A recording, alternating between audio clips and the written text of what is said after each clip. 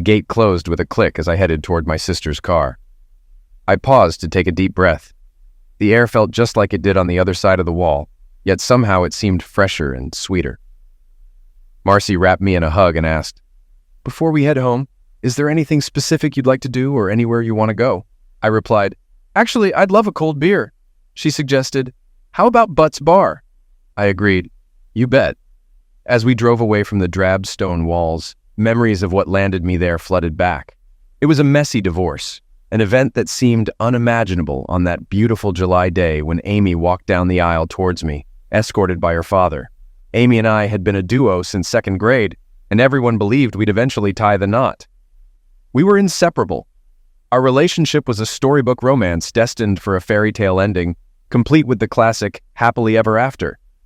We decided to postpone marriage until after college graduation and agreed to wait until we turned 30 to start a family. We wanted to explore and experience life before settling down. However, our relationship wasn't without its bumps. We split up twice, once during 11th grade and again in our sophomore year of college.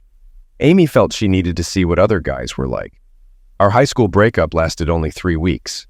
When Amy returned, she admitted her mistake, calling her actions foolish. Meanwhile, I dated 5 guys and they were all idiots. I realized I had the best thing with Amy and almost ruined it.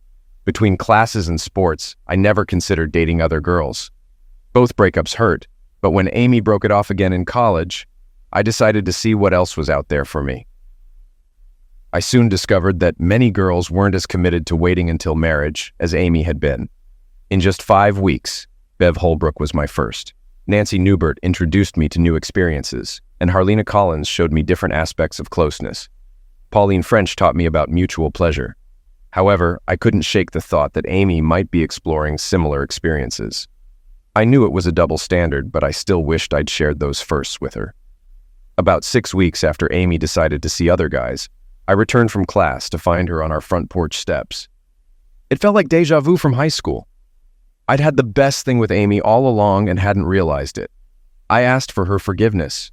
I'd loved her for what felt like forever, so forgiving her was natural. We never discussed our time apart. When I tried to be carnal with her, she said she wanted to wait until marriage, and I respected that. I wasn't surprised to learn she wasn't a maid. On our wedding night, I sensed she knew I was aware I wasn't her first.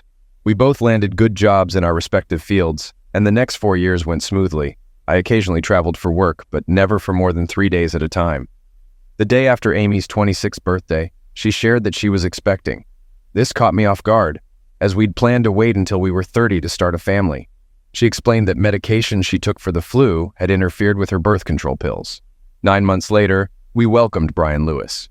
Amy returned to work after just 6 weeks. Her workplace had an on-site daycare. She soon expressed a desire for another child, hoping to have them close in age for easier raising. I was fine with it, so when she told me 6 weeks later she was expecting again, I was okay with that too. In her 8th month, she mentioned she felt 2 kids were plenty and asked if I'd mind her getting her tubes tied. I felt it was her decision. If she didn't want to go through another pregnancy, who was I to object? A month later, Susan Marie joined our family. Like with Brian, Amy took only 6 weeks off work before returning, bringing both babies with her. Over the next 6 years, we each earned 2 promotions, and our income was solid. We seemed like the ideal couple, rarely arguing and maintaining an active bed life. We were carnal about 3 times a week, which I understood to be quite good compared to other couples with children who had been married as long as we had. We shared similar interests, enjoyed spending time together, and looked forward to seeing each other after work each day. The facade of our happy, loving home was shattered one July day. I had flown to Denver for a 3-day trip to address our supplier's delivery issues. Upon arrival, I discovered the IRS had seized the company earlier that day due to unpaid payroll taxes. The company had been struggling financially for some time. I quickly returned to the airport and boarded the next flight home without notifying Amy. This lack of communication proved fortunate, as it led to an unexpected discovery. I arrived home around 5:20 p.m., and Amy hadn't returned from work. Considering making dinner, I opted instead to take Amy and the kids out to eat. As I was in our home office, I heard the garage door opener, indicating Amy's return. By the time I saved my work and exited the computer program, she was entering the house. As I started to open the office door, I caught Amy saying, "Stop that," followed by a man's voice insisting, You don't really want me to stop, do you?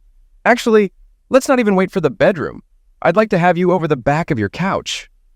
You're incredibly eager, Hal, Amy remarked. He replied, yes, and you enjoy it. The couch isn't a bad idea. Should I remove my underwear or just slide them to the side? Amy queried. Remove them, he directed. Recalling the discomfort from the last time he only moved them aside, I cringed. The conversation momentarily halted before Amy's sounds of satisfaction filled the room, mingled with her familiar moans that hurt me to hear. I grabbed my cell phone, set it to camera mode, and headed towards the living room. I already knew who I'd find there. How could Amy's supervisor at work be involved? I had met him and his wife at various company gatherings like Christmas parties and picnics. Amy had no clue I was back home. I had left my car at the dealership due to a brake recall and had taken a cab home from the airport so they wouldn't expect me. I managed to capture 5 clear photos of them before they noticed me and 3 more as they scrambled apart. As they hastily separated, I pocketed my phone and moved towards him. He read my intentions from my expression, and unfortunately for me, I wasn't blocking his path to the door. Luckily for him, he hadn't fully undressed.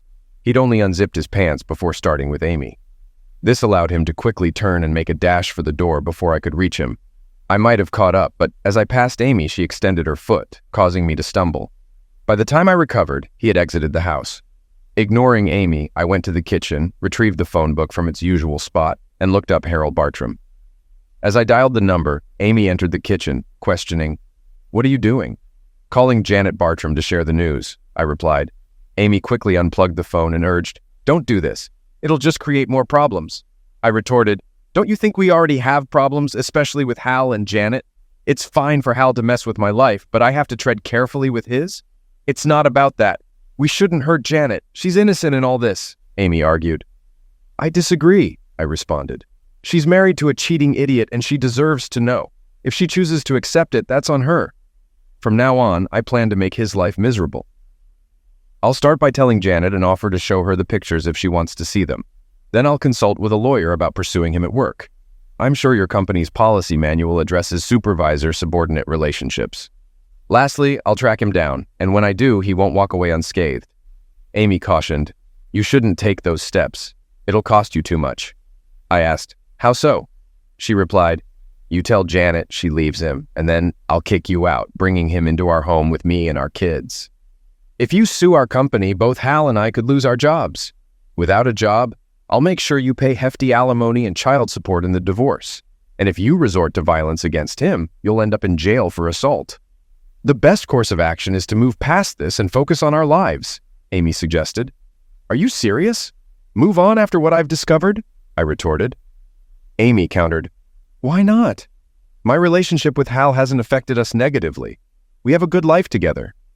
I've been a devoted wife to you. We have a strong relationship and I genuinely love you," Amy claimed.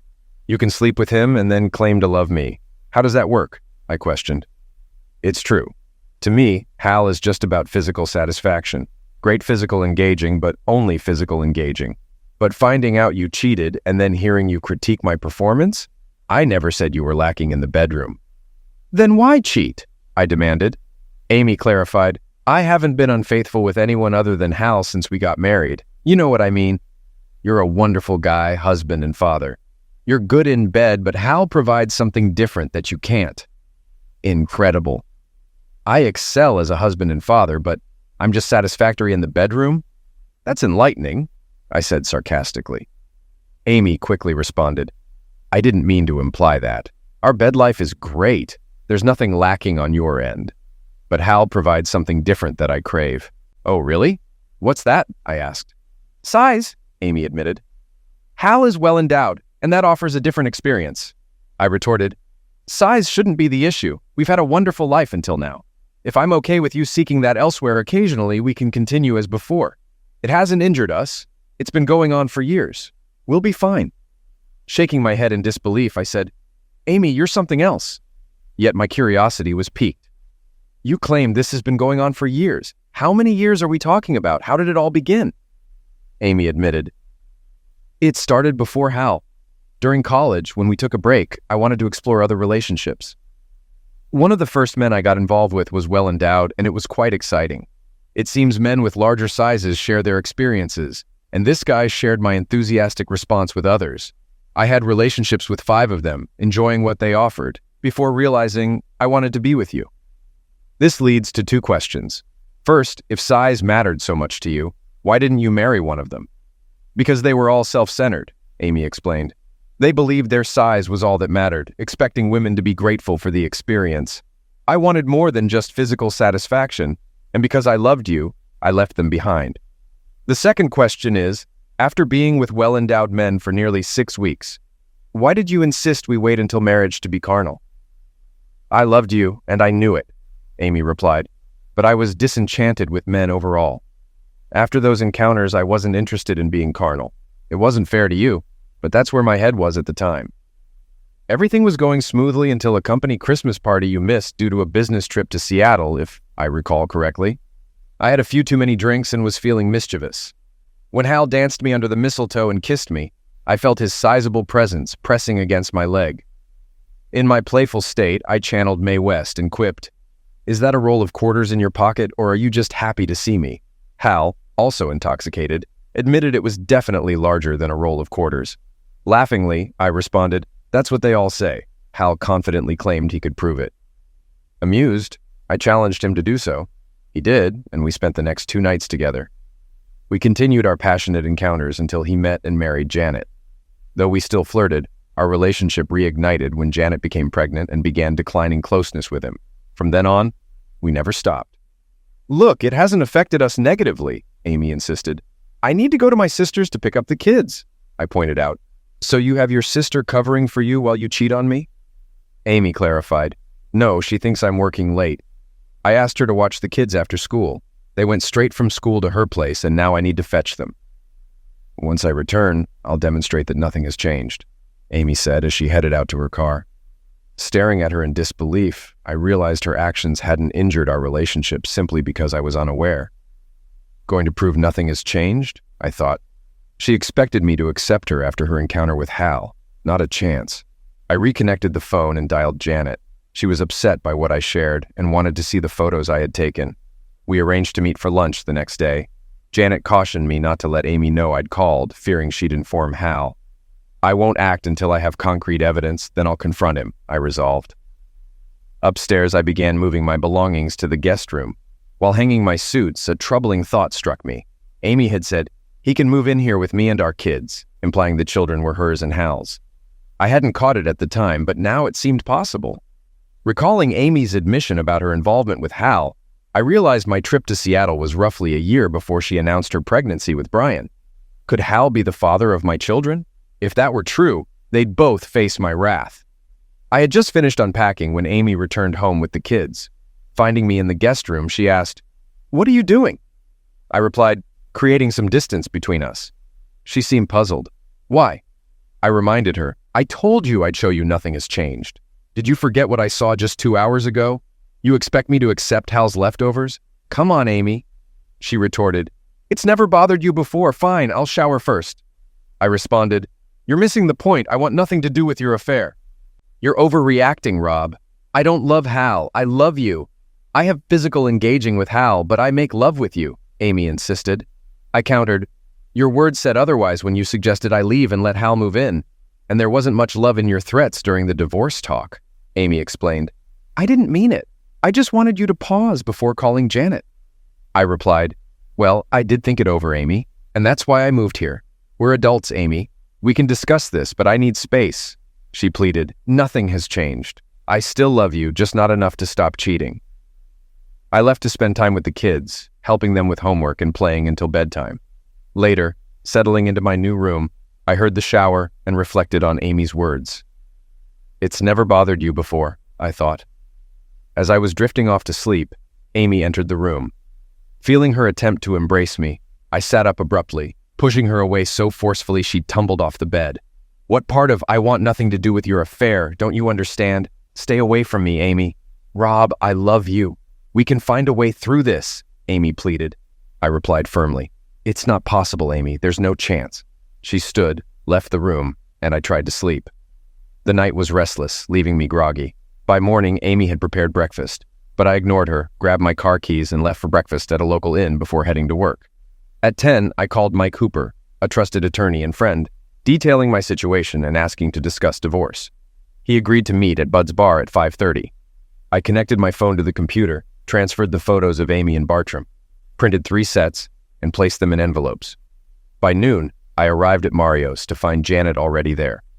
Rising to greet me, I kissed her cheek, remarking, "I wish our meeting was under better circumstances." After some casual conversation and ordering, I recounted the previous day's events. I handed her the envelope with the photos, and she calmly reviewed them, surprising me with her composure. She returned the photos to the envelope, asking, "Are you going to divorce her?" I replied, "After witnessing that, there's no fixing things." Janet said, "I might do the same. This isn't his first offense due to his size. I forgave him once, but warned him it'd be the last. You might not have the chance to kick him out. I'll be on the lookout for him, and when I find him, he won't get off easy." She suggested putting him in the hospital and moving his belongings there. "If you do catch him, give him a few kicks for me," she added. I agreed, and we left. My discussion with Mike confirmed my suspicions. In our state's no-fault system, assets would be divided evenly. Amy would get custody, and I'd be responsible for child support. With our incomes being similar, I wouldn't owe alimony or what's termed separate maintenance in our state. Concerned about the children's paternity, Mike advised a DNA test. Handing him 2 sets of photos, I requested legal action against Bartram for alienation of affections and against their workplace for neglecting their policy against relationships between supervisors and subordinates. "This could jeopardize Amy's job and increase your financial obligations," Mike warned. "I'm aware, Mike. Proceed anyway," I insisted. We covered a few more topics, and he advised against leaving the house and giving Amy control. With kids involved, he suggested trying to coexist until the divorce process clarified and the court issued guidelines. Let the court determine who stays and who goes. But remember, courts here often favor the wife, especially when children are involved. It could be a tough road ahead, Mike cautioned. When I returned home, Amy wasn't pleased. "You had to tell Janet, didn't you? We could have worked it out, but you involved her," she complained. "She kicked him out because of you." I responded, "It's not because of me, Amy. It's because of what you and he did. And I regret that she kicked him out. It'll just make it harder to find him. And when I do, I promise his prized possession won't be functional for a while." That night, while the household slept, I rose at 3 to swab the cheeks of my children with Q-tips. I left the samples at a nearby lab on my way to work and offered extra payment for expedited testing. Amy's words, "Just remember that I warned you, Rob," stuck with me. I was at the bank when the lobby doors opened at 9. I emptied all our safe deposit boxes and went to another bank down the street to open an account in my name. I knew I'd have to account for this during the divorce, but it ensured I could cover the house payments and take care of the kids. Back at work, I had another idea and canceled all our joint credit cards to prevent Amy from running up cash advance balances. This proactive approach proved crucial. When I returned home that evening, a man handed me an envelope saying, "You've been served. You should move at least 500 feet from this house due to a temporary restraining order in this envelope." Inside, the order confirmed I couldn't come within 500 feet of the house, Amy, or the kids. Amy's lawyer had acted swiftly, unlike Mike, but neither of us had anticipated the urgency. As I looked up, Amy smirked from the house. I backed the car out and drove to the corner to call Mike. After updating him, I asked how to retrieve my belongings. He mentioned having contacts in the sheriff's department and promised to check, then call me back. While on the phone, I instructed him to change the divorce grounds from irreconcilable differences to infidelity and to pursue legal action against both Bartram and Amy's company. "Go after them hard, Mike. Make them pay," I emphasized. He phoned me back within 15 minutes, saying 2 deputies would arrive within the next 30 minutes to help me access the house. However, until the court made further arrangements, I could only retrieve my clothes and toiletries. 20 minutes later, 2 patrol cars arrived at the house. I started my car and parked behind them. The deputies introduced themselves, advising me to wait for their signal before approaching. They then went up to the house and rang the bell. Amy answered, and after a brief exchange, the deputies signaled for me to come over. They reminded me I could only take my clothes and toiletries before escorting me inside. On my way to the stairs, I peeked into the kitchen to check on the kids. They were absent, but Hal was there, sitting with a beer that I had purchased. Despite my anger, I refrained from confronting him with the deputies present. As we headed upstairs, Amy stood in the doorway watching me pack. Succumbing to a childish impulse, I remarked without looking her way, You messed up big this time, Amy. Throughout the day at the office, I pondered our relationship and eventually concluded that we could resolve our issues. After all, you had professed your love for me. Some love, Amy, I murmured. Emotional misuse? A restraining order? Our chances are gone, Amy. Reflect on that once I'm gone. We were close to making it work. But you messed it up. And Hal, drinking my beer in the kitchen, sealed the deal. I shut my suitcase, turned, and left the house. The following day, Amy phoned me at work. Considering what you said last night, I want to discuss things, she proposed. No way, Amy. Your actions yesterday, combined with letting me see you in the house you barred me from, ended it and dashed any hope for us. Plus, I can't meet and talk with you. Remember the 500 fethid restriction? Goodbye, Amy. 2 days later, I returned to the house with 2 court-appointed supervisors to oversee my belongings removal. Throughout, Amy persisted in asking me to talk, but I brushed her off until I was loading the final items into the U-Haul. Inside the bedroom, amidst her pleas that we could fix things if I'd communicate, I beckoned her over. Pointing to the master bathroom counter, her expression dropped. There lay men's toiletries that weren't mine. Goodbye, Amy. Just know you brought this on yourself and it could have been prevented. After that, events unfolded rapidly. Amy received legal papers at her workplace, accusing her of infidelity. Hal, also served at work, faced a lawsuit for causing the breakdown of our marriage. Additionally, their employer was taken to court for neglecting to enforce their guidelines, prohibiting relationships between supervisors and their subordinates. 3 days following this, both Hal and Amy lost their jobs. As Amy's superior, Hal faced the brunt, but Amy contested her dismissal, alleging Hal had threatened her job security if she didn't comply with him. The company didn't buy her story, leading to her dismissal being upheld. Subsequently, Amy took legal action against them for unjust termination. Throughout these legal battles, Amy and Hal continued to reside in our home. 3 weeks post being served, we attended a hearing to extend the temporary restraining order. However, the judge rejected the request and reprimanded Amy's attorney for even submitting it. A week later, we attended the initial divorce hearing. Mike cautioned me that the odds weren't in my favor. They'll likely grant Amy temporary custody of the kids and exclusive use of the house until the divorce terms are finalized. You'll still need to cover the mortgage and utilities, and you might face temporary alimony and child support. Her lawyer is also pushing to reclaim the funds you withdrew from the accounts, and I expect the judge will address that. Handing him an envelope, I said, "This could influence the child support aspect." After he read it, Mike responded, "Damn, Rob, I'm truly sorry. Any clue who the biological father might be? I'd wager Amy's certain it's his." While it might not impact this initial hearing, since Child Protection Services will want to authenticate the documents, it'll certainly influence the final divorce settlement. Will I get to speak? Yes, but choose your words wisely, he advised. The hearing unfolded largely as Mike predicted. Amy was granted temporary custody of the house and the kids, along with interim alimony. I was directed to reimburse Amy half of the withdrawn amounts from our checking and savings. However, a few of the certificates of deposit slipped through the cracks, and I didn't bring them up. Amy's attorney sought an order for me to cover his fees, but Mike intervened. This isn't a typical divorce scenario where my client is sued and his wife responds.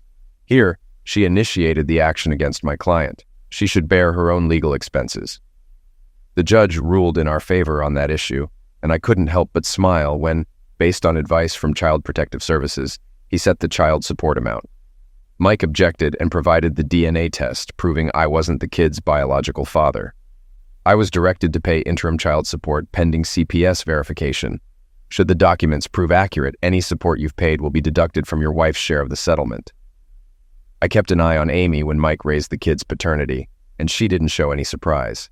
She'd known all along. Regarding the house, the judge asked if I comprehended the court's orders. I get the ruling, but not the reasoning. Why is my adulterous wife granted custody of our children?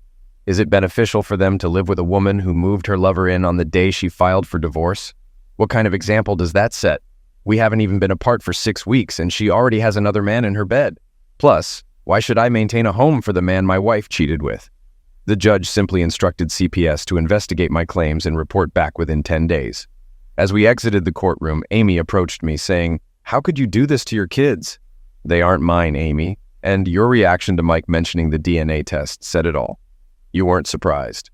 "You've known all along?" "Just another debt I owe you."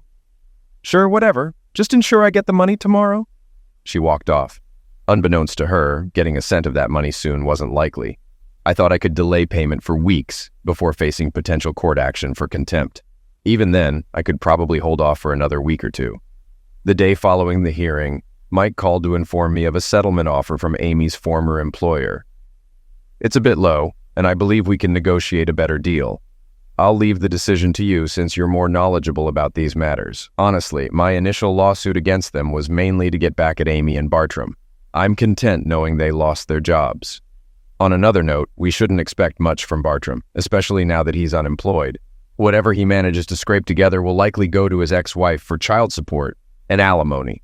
Regardless, keep the pressure on him and make him cover his legal fees. If we win, we can secure a judgment against him, which will be a constant reminder of his actions. Mike's comment about Hal potentially paying alimony reminded me I hadn't spoken to Janet recently. I reached out and inquired about her situation. Things aren't great. It's tough with Hal unemployed and not meeting his court-ordered payments. Fortunately, I withdrew funds from our accounts before kicking him out. I hate to say it, but things might worsen. Turns out both my kids are Hal's biological children, and he'll likely owe Amy child support once my divorce is finalized. Or perhaps not, given they're living together. They are? I wasn't aware. How's your case against Hal's former employer progressing? I don't have a case against them. Why would I? I clarified the situation, and she appreciated the heads up, saying she'd consult her attorney about it. I added, if you need any assistance, just let me know. I hope you're not implying what I think you are. And what would that be? Just because of what Amy did doesn't mean I'd do the same to you for revenge. That's a terrible assumption to make. I'm sorry to have bothered you, I said before ending the call. Her final remarks left me feeling sour and kept me in a bad mood throughout the day. By the time I finished work, I was eager to confront Hal, assuming he'd be job hunting since he was unemployed. I took the next day off and parked my car up the street from the house at 6 o'clock in the morning, waiting for the kids to leave for school at 7:20. At 8, Hal's Chevy Blazer exited my garage and drove down the street. I trailed him to a downtown parking garage, parking a few spaces away. I stepped out, crouched down, and positioned myself between him and the elevator. When he reached my spot, I stood up and greeted him. Good morning, Hal. It's a good one for me, but I can't say the same for you. He attempted to flee, but I caught him, spun him around, and pushed him against a concrete pillar. I then proceeded to physically assault him, concluding with 6 forceful kicks to his groin. Afterward, I left him on the ground, groaning in pain. The following day, 2 police officers arrived at my workplace and arrested me for assault and battery. I spent the night in jail and appeared before a judge the next day. After hearing the charges, I pleaded, not guilty. The judge asked, are you certain you want to plead not guilty? Mr. Bartram is quite convinced you attacked him. I did confront him, yes, but I don't consider it assault and battery. So what would you label it? Delivering justice? I don't get your perspective. He betrayed me with my wife for years. He fathered the 2 children that he and my soon-to-be ex led me to believe were mine. He had to face the consequences. That might be true, but in this state, infidelity isn't illegal. That's why I took matters into my own hands. The law? I'm not interested. The legal system falls short in cases like mine. My wife cheats on me for years, leaving me responsible for her lover's children. And what do the courts do? They favor her. She keeps the house, and I'm ordered to foot the bill while she moves her lover in. I'm left paying for his living expenses, supporting her unfaithful partner with alimony. And when the divorce is finalized, she'll get half of everything she gained through deceit. The courts favor the wrong person. I'm the one getting the short end of the stick from the same legal system you're praising. If the law won't be fair to me, then I'll have to take matters into my own hands. You did break the law, and you've acknowledged that yourself. No, I haven't. I'm admitting to pursuing the justice I deserve. I'm more than willing to present my case to a jury. While you may be willing, I won't allow the court's resources to be wasted on this trial. You openly admitted to stomping his bump. Therefore, I have to find you guilty and sentence you to 6 months in the Fairmont County facility. Thank you.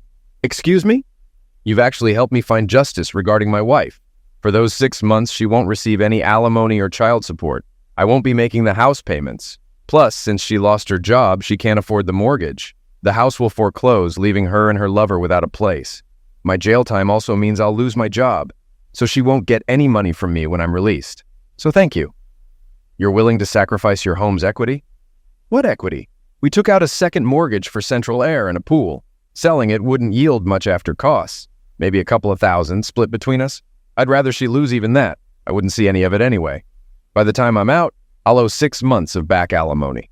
I'm sure the legal system would redirect any proceeds to cover that debt." The judge simply shook his head. I served 4 months in county jail. Mike visited me weekly, and during his 3rd visit, he mentioned a settlement offer from Amy's former employer. I told him to accept it, cash the check immediately, and keep the funds away from Amy. A surprise came at the end of my 1st month when Amy showed up to see me. In jail, they only allow approved visitors. You provide a list of acceptable visitors, and they check with you if someone not on the list wants to visit. Amy wasn't on my list, but I was curious enough to agree. Sitting across from her, separated by the partition, Amy smirked and said, "Orange isn't your color." "I'm limited to what I can wear here. What do you need, Amy?" "I need you to sort out some money for me. The mortgage and utilities are due, and I've had no luck finding work. It's hard to feed the kids. If your lover had just taken his smacking for messing with my wife instead of pressing charges, I wouldn't be here and your financial situation wouldn't be this dire. He's the reason I'm in here, so take your money issues to him. When it comes to providing for the kids, they're his responsibility. He should take care of them." "How can you say that?" "Yes, he's biologically related to them, but you've been their father from day one. They don't know anything about Hal. They only know he's in our home while you're still married to me." "I'm saying you're their real dad, Rob. You've been there for them since the beginning, loving them unconditionally until you found out about Hal and me. You can't just switch off that love for them, Rob. They're innocent in all of this. If you're angry, direct it at me, not them. The issue, Amy, is if I give you money for food, it won't only feed the kids. It'll also support you and Bartram. I could never damage you the way I did Bartram, but I wouldn't feel bad watching both of you struggle." "You're not concerned that we'll lose the house without your help?" "You mean the house you kicked me out of, the one you shared with your lover. Since Bartram's now the man of your house, he should be contributing. You need to try harder to find a job, Amy, and push Bartram to do the same. He's having trouble finding work. And whatever little he manages to earn, Janet takes a good share of it. At least he's got that impressive tool you're so infatuated with. So it's not a complete loss for you." "That's rich, Rob. It hasn't been all that impressive since you confronted him." "Well, Amy, I'm so sorry I disrupted your life. You know what they say about life being tough." I stood up and left. My sister Megan was my only regular visitor, seeing me once a week. During one of her visits, about 3 weeks after Amy's, Megan mentioned that Amy had reached out to her, asking Megan to persuade me to give her some money. Amy claimed she'd use it solely for the kids. "You might want to consider it, Rob. I hate to see the kids struggling," Megan advised. "My plan is to seek full custody when I'm out. My angle is to prove she can't properly care for them, especially with her living with Bartram. If she and her less-than-stellar biological father can't even provide food, the courts might consider my case," I responded. "The fact that I want custody, even though Bartram is their biological father, shows how much I care about them. Helping Amy would undermine my goal. Plus, I don't trust her after she deceived me with a smile for over 6 years.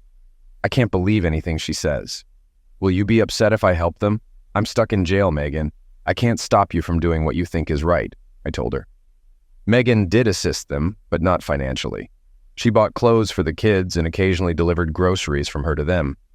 I learned that Amy had secured a decent job. However, things weren't smooth at home. Bartram had given up job hunting because he felt available positions were beneath him or didn't offer adequate pay based on what he told the kids during visits. Megan discovered that Bartram and Amy frequently argued about his laziness at home. Hearing this gave me some satisfaction.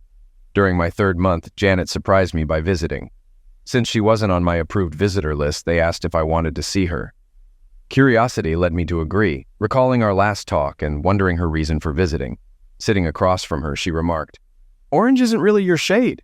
"I've heard that before. Why are you here?" I asked. "I feel guilty," she replied. "Guilty? What for?" I queried. "For treating you poorly," Janet admitted. "When was that?" I inquired. "The last phone call we had. I was in a bad mood and down on men, but that wasn't an excuse for what I said." "I'm sorry," Janet clarified. "Well, it did upset me, but it's okay. I also wanted to thank you for something," I shared. "I gave you something to thank me for?" Janet looked confused. "You didn't realize it, but you did. A friend from college is a nurse at our doctor's office where Hal goes. Marcia tells me Hal has been discussing erectile issues with Dr. Marlin. It seems his ability to perform has been affected. which is satisfying given what he did to me. You might find it interesting that your wife isn't benefiting from his cheating either, I disclosed. Really? Janet seemed taken aback. Yes, definitely, I affirmed. We continued our conversation until she left, asking me to call her once I was out. I served 4 months in county jail, but got released early due to overcrowding. Having served 2/3 of my sentence and being deemed non-threatening, I qualified for early release despite my assault charge. Mike was there to pick me up upon release. He drove me to a weekly rate motel where I booked a room while I looked for an apartment. On our way, Mike updated me on recent developments. Amy isn't contesting the divorce, but she's fighting for custody, alimony, and even child support. I don't think she stands a chance, though. I'll request a hearing now that you're out, and after that, it's just a waiting game, Mike shared. What's your plan for the settlement check from Amy's employer? He inquired. I'll keep it safe from Amy's grasp until the divorce is finalized, I responded. Now that you're free, you'll likely be summoned to court over the payments you owe Amy. No sweat. I'll just say I couldn't pay her while incarcerated. They might argue I could have arranged it or told her where I bank. No chance. She'd find a way to access all the funds. Given how the courts here favor women, that could work in her favor. After all the deceit and betrayal, I wouldn't trust her not to take advantage if she could. The next morning, I stopped by my workplace and asked Frank about job openings. He told me to get to work and not bother him with silly questions. That afternoon, I called Amy to arrange to see the kids, and she laughed it off. Once I see some money, you can see the kids, she retorted. I ended the call and reached out to Child Protection Services, explaining Amy's refusal to let me see the kids. I was told she had the right to deny me access. Your documentation confirms you're not the biological parent, and she holds maternal rights. Visitation, if any, needs court approval, so you must address the child support issue in court to have the order lifted. Your response suggests I shouldn't count on gaining custody, I remarked. I can't reveal our court recommendations, she stated. After expressing gratitude, I phoned Amy, planning a visit with the kids at 7, bringing money along. I won't leave you alone with them, I'll be there, she countered. I withdrew $500, placed it in an envelope, and arrived promptly at 7. Amy opened the door, saw the money, and moved aside. My heart sank seeing Bartram in the living room. His quick exit mirrored my shock. Brian and Susan stared at me from the couch. I'd hoped for a joyful reunion, but Susan's words changed everything. Why did you hurt our father? Mom says Hal is our real dad. Amy's smirk confirmed her influence. Frustrated, I headed for the door. Amy chuckled. Come back soon. Snatching the envelope, I snapped, Rotten hell, you deceitful strumpet. From there, events unfolded rapidly. I was brought before the court and mandated to pay Amy the original court-ordered amounts, along with back alimony and child support. I told the judge I'd sooner die than give a cheating strumpet a cent. He warned me to comply or face contempt charges. I retorted it was the first right thing he'd said, and he then sentenced me to either $500 or 30 days. I chose the latter. On the 29th day, I returned to court. The judge asked if I'd changed my stance. I won't pay child support for kids even the court admits aren't mine. CPS confirms this. Regarding alimony, I'm okay with that. But I won't cover house payments while my estranged wife harbors her lover. Remove him, and I'll resume payments. You're claiming CPS acknowledges you're not the father? The judge questioned. Yes, they do. I'll adjourn this hearing to verify your claim with CPS, he declared. Exiting the courtroom, I caught Amy's expression. She realized the child support decision might favor me and was furious. She'd been banking on another win against me. The following day, I returned to court. The CPS report confirmed I wasn't the children's father and that Hal was living with Amy. Consequently, the judge nullified the child support and cut Amy's alimony by a third retroactively. I still had to settle the back payments and house expenses. The judge surprised everyone, particularly Amy, by ruling that since Miss Ludke had a boarder, she'd be responsible for utilities and house insurance. Until that point, I was ready to reject the ruling and take another 30 days. However, I chose to comply. My reasoning was a bit twisted. Amy would be upset about the judge's decision, but seeing me return to jail might lift her spirits. I felt the need to deny her that satisfaction.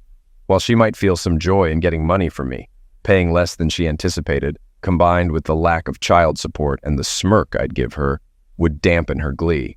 The judge demanded the payment within 48 hours, or he'd issue a warrant for my arrest. The smile I gave Amy as I exited seemed to infuriate her, which made my day. Back at the jail, I was processed out and then headed to a restaurant for a good meal. Afterward, I went to my sister's to collect my belongings she'd saved from my motel. While I was incarcerated, we chatted, and I mentioned how Amy had influenced the kids. Megan advised not to take it personally. They're just kids, and since you weren't around, Amy was their only influence. Young children are easily swayed. You'll have an opportunity to speak to them. But that moment never came. At the final court hearing, I was taken aback. Amy was granted full custody, and I wasn't even allowed visitation. According to the CPS report, both the mother and biological father believed I'd disrupt the children's lives. Since the biological father planned to marry Amy and form a family with her, the judge decided it was best for the kids not to have me involved. The judge also ruled that Amy could stay in the family home until the kids turned 18, after which the house would be sold, with the proceeds divided between us. If Amy married before then, the house could be sold immediately. The reduced alimony remained, and I had to pay it for 3 years or until Amy remarried, whichever happened first. I was furious leaving the courtroom. As I walked by Amy, she smirked and flipped me off. I brooded over it for about a week, then snapped and started plotting. I'll admit my judgment was clouded, but I'd been wronged by Amy enough times that I just lost control. I terminated the homeowner's insurance and kept an eye on the house, waiting for the right moment. Days after canceling the insurance, Amy called. "The mortgage company informed me you canceled the insurance." "I did. You've put me in such a tight spot financially that I'm looking to cut costs. I can get the same coverage for a better rate." The mortgage company mentioned Allstate. "They say we need a policy on the house within 5 days, or they'll secure one and charge you."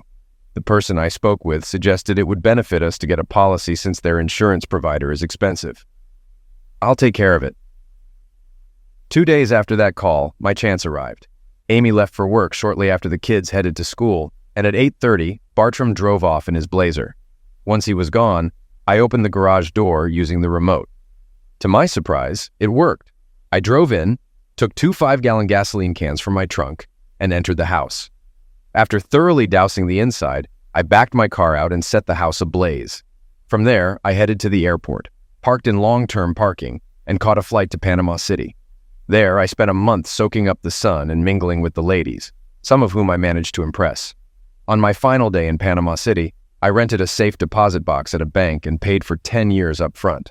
I'd emptied all my accounts before heading to Florida and stashed the cash in that box. I figured I might face some jail time for my actions, but I didn't care. I'd left Amy high and dry. With no insurance to cover the losses from the fire, she'd have nothing left. She might try to chase me down for it, but locked up or not, she wouldn't get a cent from me. And even once I got out, she'd struggle to get a dime. Upon returning to town, I swung by the shop to collect my personal items. While there, I apologized to Frank for leaving him in a bind. He understood, having been through a rough divorce himself.